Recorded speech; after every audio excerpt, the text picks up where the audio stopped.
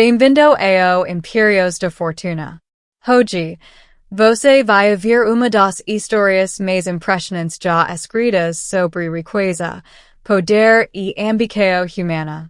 Esta é a narrativa completa do Império Português, império construído por homens que transformaram pequeno reino em uma potência global, acumularam fortunas inimagináveis e, com o tempo, perderam quase tudo. No início do século XV, Portugal era reino pequeno, localizado na extremidade da Europa. Sua população era limitada, seus recursos naturais eram escassos e seu poder militar era modesto quando comparado a outras potências da época. Ainda assim, algo diferente pulsava naquele território. Os reis portugueses compreendiam que, se quisessem sobreviver e prosperar, precisariam olhar para além da terra firme. O mar passou a ser visto não como uma barreira, mas como uma estrada para a riqueza. Em 1415, a conquista de Ceuta marcou o primeiro grande passo do projeto Imperial Português. Aquela cidade no norte da África não foi tomada apenas por motivos religiosos ou humildes. Ceuta era centro vital de comércio, por onde passavam ouro, especiarias e mercadorias vindas do interior africano.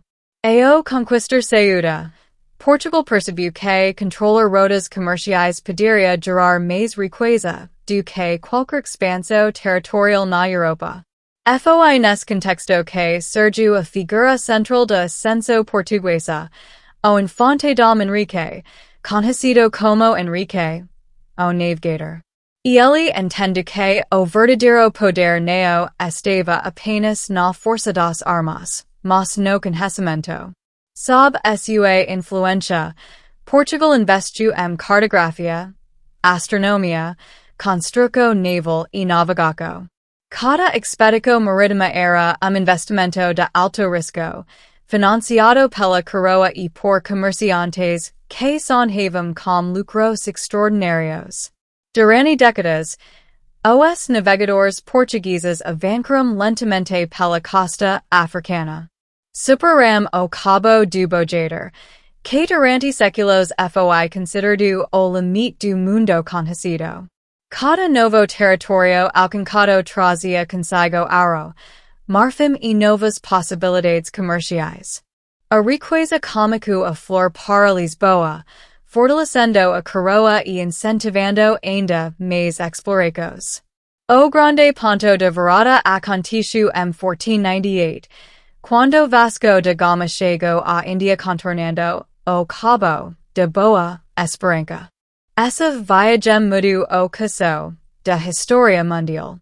Pela primeira vez, uma potência europeia havia alcançado diretamente as fontes das especiarias asiáticas. Pimenta, cravo, noz moscada e canela eram produtos extremamente valiosos na Europa e agora chegavam diretamente aos portos portugueses, sem intermediários. Os lucros foram imediatos e gigantescos. Único carregamento de especiarias podia render centenas de por cento de lucro. Lisboa rapidamente se transforma no maior centro comercial da Europa. O rei Dom Manuel acumulou uma fortuna colossal, financiando construções monumentais e consolidando a imagem de Portugal como uma potência global.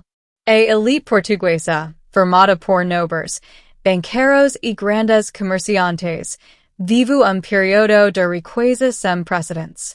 Durante o século XVI, Portugal construiu império baseado no comércio marítimo. Diferente de outros impérios que buscavam dominar vastos territórios, o Império Português se estruturava em pontos estratégicos. Fortalezas e entrepostos comerciais foram estabelecidos ao longo da África, no Oriente Médio, na Índia, no Sudeste Asiático e na China.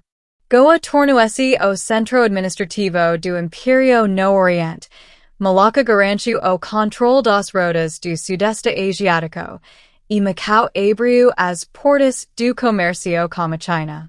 1500, uma nova descoberta amplia ainda mais a fortuna portuguesa.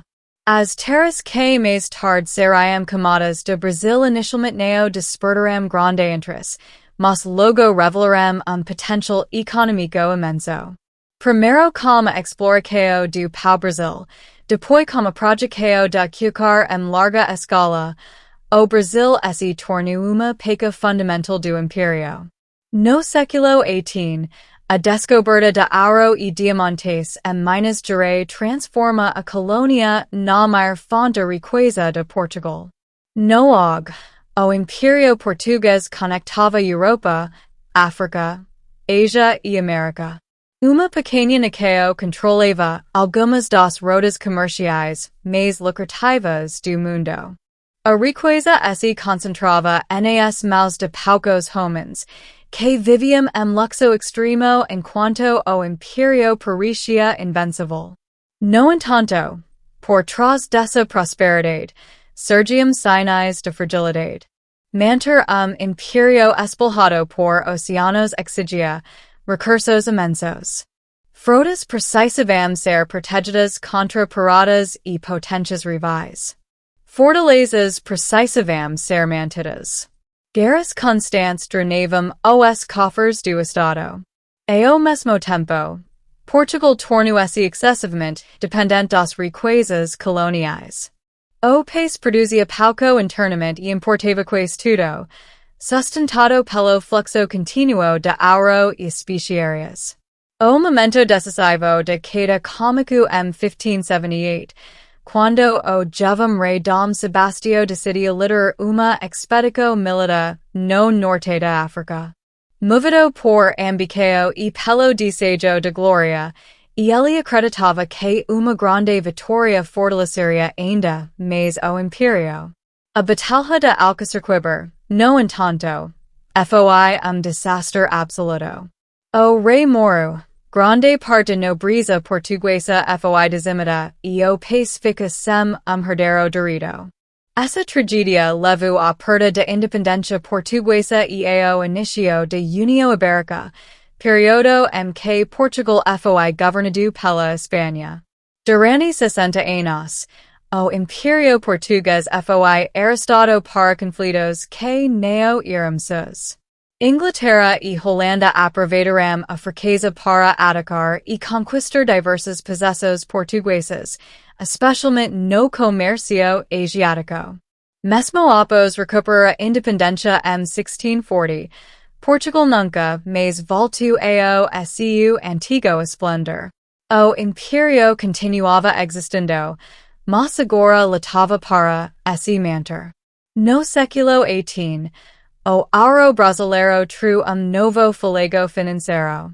Toneladas de ouro cruzaram o Atlântico, enriquecendo novamente a coroa portuguesa. No entanto, essa riqueza foi mal administrada. Em vez de investir em indústria, educação e inovação, grande parte do dinheiro foi gasta em luxo e importados. Em 1755, o terremoto de Lisboa destruiu grande parte da capital. Palácios, igrejas, arquivos e reservas financeiras desapareceram em poucas horas. Além da tragédia humana, o desastre simbolizou a fragilidade de império que dependia excessivamente da riqueza colonial. No século XIX, o golpe final veio com a independência do Brasil, em 1822. Portugal perdeu sua maior colônia e sua principal fonte de riqueza. Sem o ouro brasileiro e sem controle das grandes rotas comerciais, o Império entrou em declínio irreversível. Ao longo do século XX, as últimas colônias africanas conquistaram sua independência, encerrando oficialmente a história do Império Português. Ainda assim, o legado permanece. A língua portuguesa é falada por centenas de milhões de pessoas em vários continentes. Culturas, Tradicos e sistemas comerciais foram moldados pela expansão portuguesa. O Império deixou uma marca profunda no mundo moderno.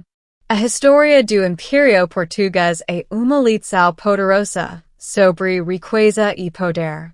Mostra como visão, assédio e estratégia podem criar fortunas inimagináveis, mas também revela como a ambição excessiva, a má administração e a dependência do ouro podem destruir os maiores impérios da história. Esta foi the entire history of the Portuguese Empire, aqui no Impérios da Fortuna. Se você quer continuar vendo histórias reis sobre os homens mais ricos da história, impérios construídos sobre poder absoluto e as ricos deixados por suas quedas, inscreva-se no Impérios da Fortuna. Porque toda grande fortuna se Mexico cobra o seu preço.